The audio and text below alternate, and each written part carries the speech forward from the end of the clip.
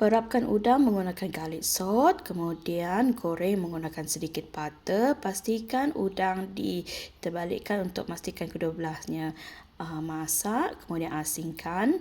Kemudian goreng bawang Holland sebiji dipotong dadu, masukkan cili flake, menggunakan minced garlic, bawang biasa pun boleh. Goreng sehingga masak, kemudian kita masukkan thickened cream untuk membuatkan dia menjadi lebih berkrema.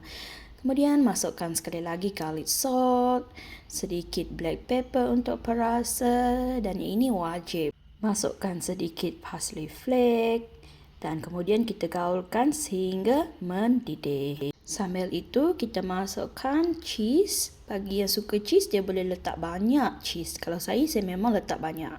Kita gaulkan sekali lagi dan akhirnya kita masukkan lemon juice untuk tambahan perasa. Apabila sos kita telah siap, masukkan spaghetti, gaulkan sekejap. Kemudian kita boleh masukkan udang yang kita goreng dari awal tadi dan gaulkan sekali lagi. Creamy garlic shrimp pasta kita telah siap. I hope you enjoy my video and I want you to try it too. Bye!